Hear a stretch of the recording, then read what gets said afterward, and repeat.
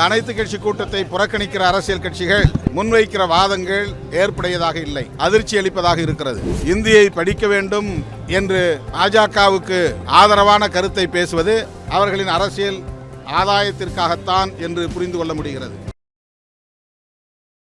நாமக்கல்ல Tiruchengode main road எர்ணாபுரத்துல இருக்கிற Spiro prime public ஸ்கூல்ல +2 போர்டு எக்ஸாம்ஸோட சேர்த்து நீட் அண்ட் JEE கோச்சிங்கும் கொடுத்துட்டு இருக்காங்க. Low interest, flexible repayment, minimal documentation. Repco Home Loans.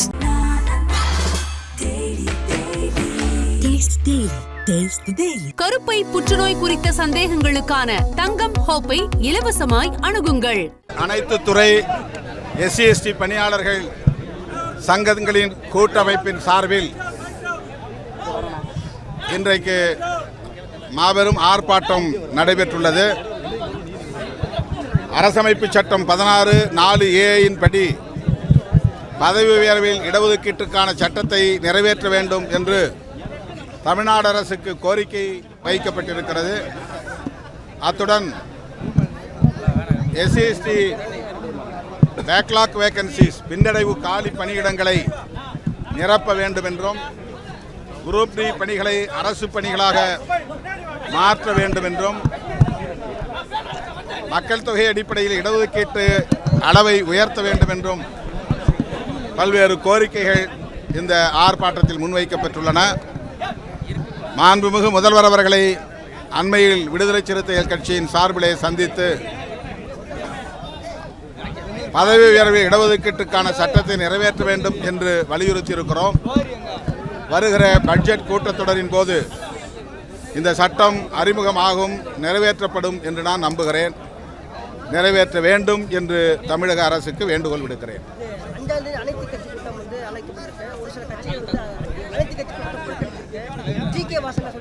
மும்மொழி கொள்கைக்கு வரவேற்பு அதிகமாக இருக்கிறது.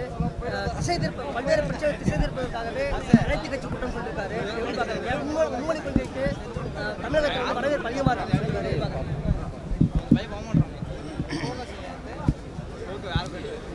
வருகிற 5ஆம் தேதி நடைபெறவுள்ள அனைத்து கட்சி கூட்டம் மிகவும் முக்கியத்துவம் வாய்ந்தது. நாடாளுமன்ற தொகுதிகளுக்கான மறுவரையறை நடைபெறவுள்ள சூழலில் 2026க்கு பிறகு அந்த காலக்கெடு முடிகிறது. ஆகவே மக்கள் தொகை கணக்கெடுப்பை முடித்து நாடாளுமன்ற தொகுதிகளுக்கான மறுவரையறையை செய்ய வேண்டிய கட்டாயத்தில் இந்திய தேர்தல் ஆணையம் உள்ளது.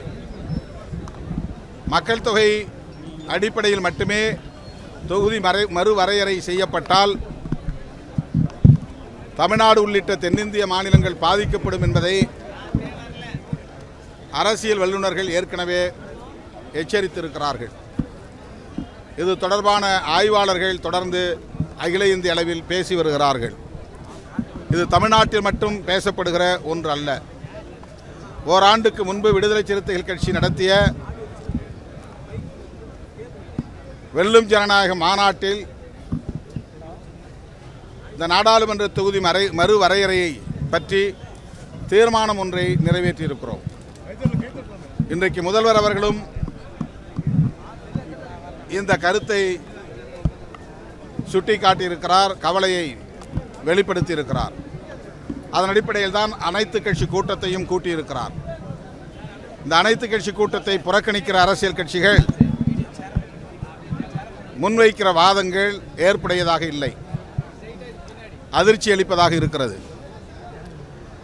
அது மட்டுமில்லாமல் மும்மொழி கொள்கையை தமிழ்நாட்டு மக்கள் வரவேற்கிறார்கள் என்பதை போன்ற தோற்றத்தை உருவாக்குவது கவலை அளிக்கிறது.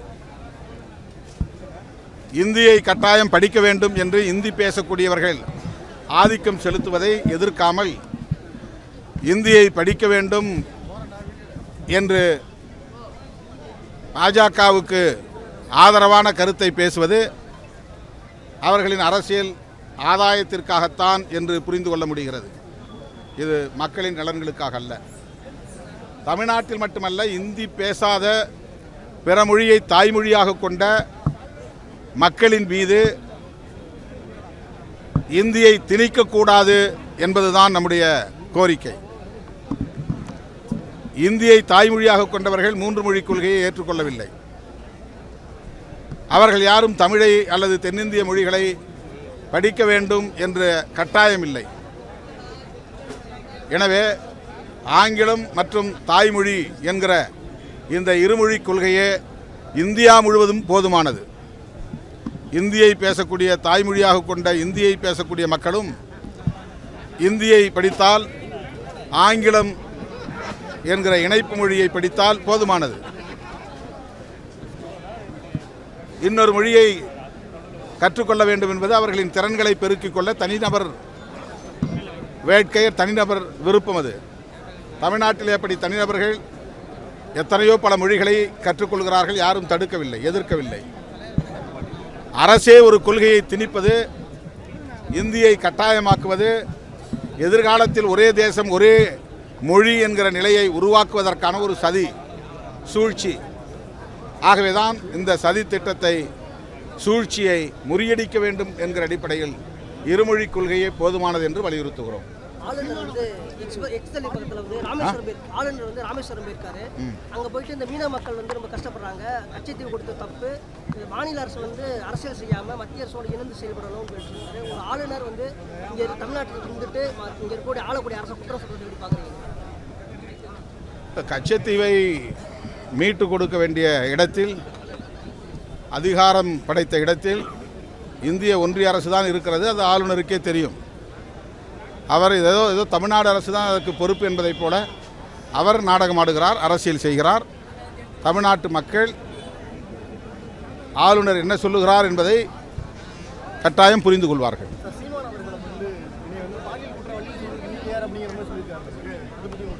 அது அவருடைய தனிப்பட்ட பிரச்சனை, அது கேள்வியாக்க வேண்டாம்.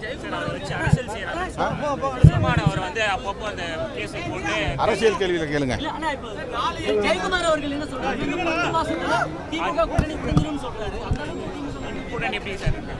அது அவருடைய எதிர்பார்ப்பாக இருக்கிறது.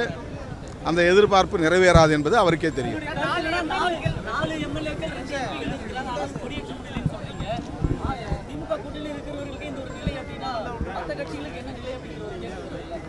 மற்ற கட்சிகளுக்கு என்ன நிலை எனக்கு தெரியாது. எங்கள் நிலையை நாங்கள் சொல்கிறோம். அரசினுடைய கவனத்துக்கு தெரியப்படுத்துறதுக்காக அதை சொல்கிறோம். கூட்டணியில் இருந்தால் என்ன, கூட்டணியில் இருக்கிறதுனால தான் அதை சொல்கிறோம். கூட்டணியில் இருக்கிறதுனால தான் அதை சொல்கிறோம். எப்படி கூட்டணி பேச்சுவார்த்தை அதெல்லாம் அது யூகமான கேள்வி. அந்த மாதிரி எந்த முயற்சி நாங்கள் எடுக்கல. தேர்தல் நேரத்தில் தான் தேர்தலை பற்றி பேசுவோம். மற்ற நேரங்களில் மக்கள் பிரச்சனைகளை பற்றி தான் நாங்கள் பேசுவோம், போராடுவோம். நாமக்கல்ல திருச்செங்கோடு மெயின் ரோட் எர்ணாபுரத்துல இருக்கிற ஸ்பைரோ பிரைம் பப்ளிக் ஸ்கூல்ல +2 போர்டு எக்ஸாம்ஸோட சேர்த்து நீட் அண்ட் ஜேஇ கோச்சிங்கும் கொடுத்துட்டு இருக்காங்க. Low interest, flexible repayment, minimal documentation. Repco Home Loans.